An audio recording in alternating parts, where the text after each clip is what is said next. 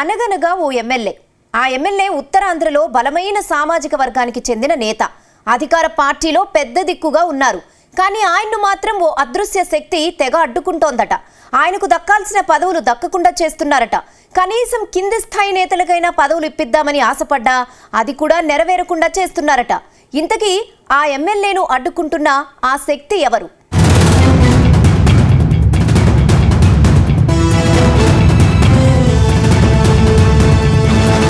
ఆంధ్రప్రదేశ్లో కూటమి సర్కార్ కొలువుదీరి దాదాపు 6 నెలలు కావస్తుంది. ఇప్పటికే మంత్రి పదవుల పంపకం పూర్తయింది.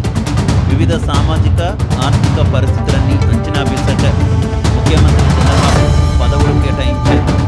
అటు జనసేన బీజేపీ నేతలకు కూడా పదవులు దక్కడంతో తెలుగుదేశం పార్టీ నేతలకు అనుకున్న స్థాయిలో పదవులు దక్కలేదు. ముఖ్యంగా సిక్కోలు జిల్లా నుంచి మంత్రి పదవి ఆశించిన సీనియర్ ఎమ్మెల్యే కూన రవికుమార్కు నిరాశ ఎదురైంది. అయితే చివరి నిమిషం వరకు మంత్రి పదవి రేసులో ఉన్న కూన రవికుమార్కు సీఎంఓ నుంచి రెడీగా ఉండమని ఫోన్ సైతం వచ్చిందట. కానీ ఆఖరి నిమిషంలో తనకు పదవి రాకుండా సొంత జిల్లాకి చెందిన ఓ అదృశ్య శక్తి అడ్డుకుందని జిల్లాలో జోరుగా ప్రచారం జరుగుతోంది.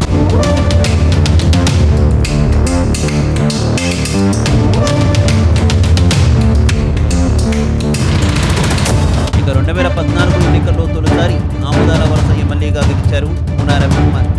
అప్పట్లో సీఎం చంద్రబాబు కూన రవికుమార్కు ప్రభుత్వ విప్ పదవి ఇచ్చి టీడీపీ గౌరవించింది.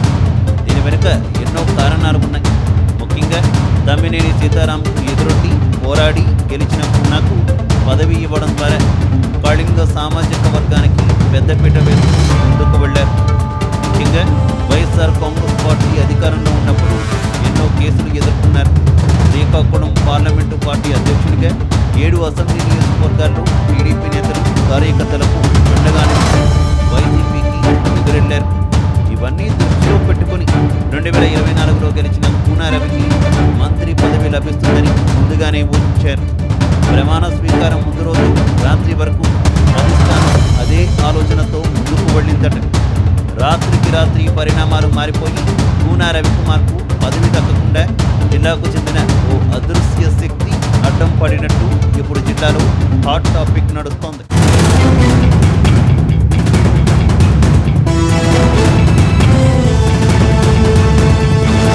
మరోవైపు సిక్కోలు జిల్లాకు చెందినటువంటి ఓ మంత్రి అడ్డుకోవడం వల్లనే కూన రవికుమార్కు మంత్రి పదవి చేజారిపోయిందనే ప్రచారం జోరుగా సాగుతోంది. అంతేకాదు నిన్న మొన్నటి వరకు కేటాయించిన నామినేటెడ్ పోస్టుల్లో సైతం సముచిత స్థానం దక్కలేదు. దీంతో రవికుమార్ వర్గీయులు కూడా అసహనం వ్యక్తం చేస్తున్నారు. మరోవైపు కళింగ సామాజిక వర్గానికి చెందిన ఇచ్చాపురంలో 3 సార్లు గెలిచిన హ్యాట్రిక్ ఎమ్మెల్యే డాక్టర్ పెందలాం అశోక్కు విప్ పదవి ఇచ్చారు.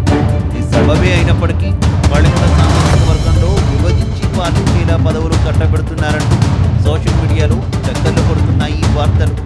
ఇలాంటి తరుణంలో బడా నేత వెనుక బదనాం చేసే వ్యక్తులు ఉన్నారన్న విమర్శలు సైతం వినిపిస్తున్నాయి.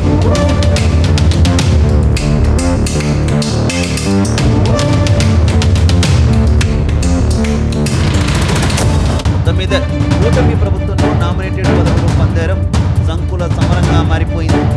వైఎస్ఆర్ కాంగ్రెస్ పార్టీ హయాంలో బలమైన కళింగ సామాజిక వర్గానికి 8 పదవులు దక్కగా కూటమి ప్రభుత్వంలో మాత్రం కేవలం 4 ప్రాధాన్యత పదవులతోనే సరిపెట్టడంతో ఉత్తరాంధ్రలో బలమైన సామాజిక వర్గం తీవ్ర అసంతృప్తితో రగిలిపోతోందట.